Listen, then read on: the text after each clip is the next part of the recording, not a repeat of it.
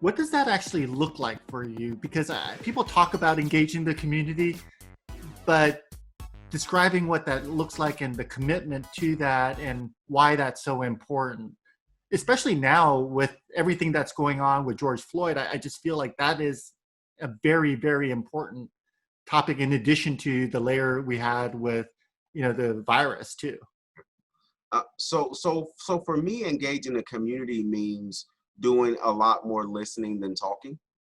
In a regular space, that means lots of face-to-face contact and engaging and going to spaces where community members are, making sure that we enter spaces that have been traditionally closed off or, in some ways adversarial to school spaces because of historic concerns. How do we as school district personnel enter those spaces so that parents, students, people who may feel disenfranchised in their schooling experience see our schools as an entity that is open to them, that is supportive of them, and gives them resources in order to be successful. We do a lot of surveying. Our surveys are always specifically designed for multiple languages, obviously, but also we survey not just to our parents and community that we engage. We survey through our community partners to ensure that we're capturing our families and our stakeholders that may not necessarily be traditionally connected with ASD. We have two-way communication modules on our website and our app. Again, multiple places, spaces, and opportunities for parents and community members to engage. Our family and community engagement initiative that we launched 2 years ago is specifically designed to have multiple prongs that allow every parent community group to find their space, their level to engage the district. So we're using that mechanism significantly in communicating with our parents and community to get feedback in development of the plan for next school year. I could see why it's so important because I've heard in some districts where they're trying to try new models and things, one response that some families have had is, well, schools aren't childcare.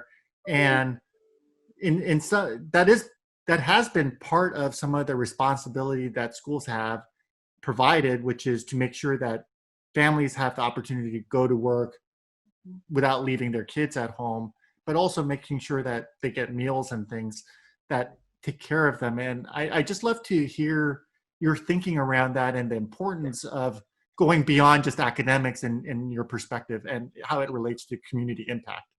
I think there's an element of caring for children during the workday and during certain seasons of the year that are embedded in how school calendars were originally created, right? So lots of the way that our families have built their lives are structured around the fact that children are going to be in school during certain hours, during certain days, and during certain seasons, right? So schools kind of exist in the world to that purpose and capacity. I'm a strong believer that schools and school districts are the absolute core of the community. And as the core of our community, we have to engage, listen, understand, and hear what the needs of the community are. And if the needs of the community are extended spaces and extended opportunities for childcare, because families have single parents, multiple jobs, etc., then our responsibility becomes to maybe not provide that childcare, but to use all of the resources that we have at our disposal to find partners that can come in and help provide that childcare. So we don't exist in the space to be childcare providers, but we exist in the space to identify the needs of our parents, the needs of our children, the needs of our community, and leverage our space as community connectors to find the resources to help meet that need.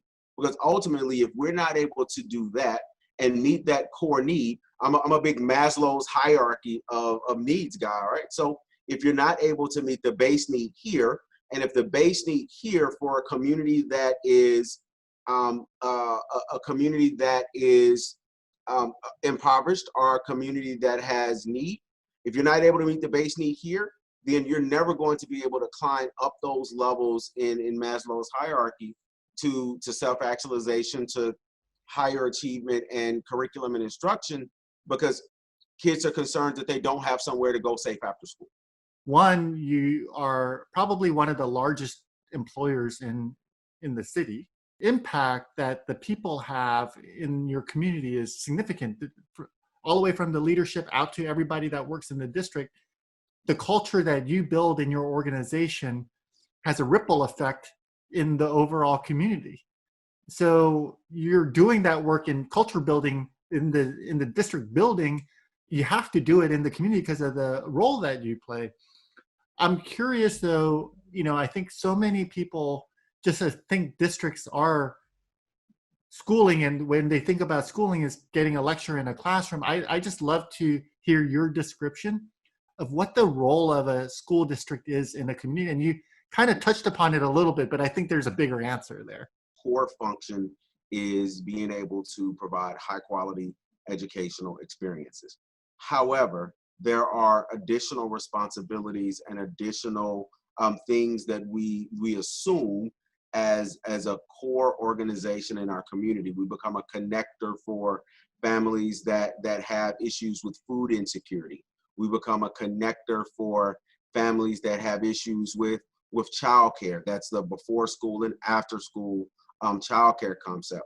We become a connector for families that have issues with ensuring that students are able to maintain their level of instruction over the summer. So what do? We put in programs to help avoid the summer slide, right? We become a core member of the fiber of communities. In most communities, as you said, the school district is one of the largest employers. The school district has more or as many public personnel, public staff members as any other organization in the city. We become part of the fiber, and we have to accept and assume that role and responsibility in a meaningful way.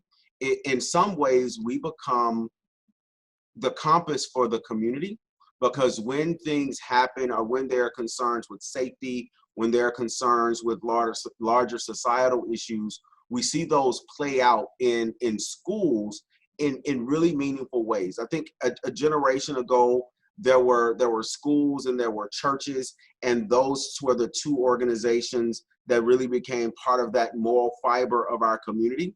I think as we exist right now, those two still exist. There are churches that are part of the moral fiber of our communities, but our schools are even more important right now to become a place of gathering, a place of conversation, and a place where children and families can engage, partner, and have some of their needs met, not always through the school providing the resource, but through the school becoming a community mechanism that reaches out and identifies where those resources and partners are and helps connect them to the families that are in need. I've been working on is trying to help districts better think about the impact of their role in the community and what it means to build a more sustainable economy and more inclusive environment based off of what you do at the school district. So this was super for me. Thank you.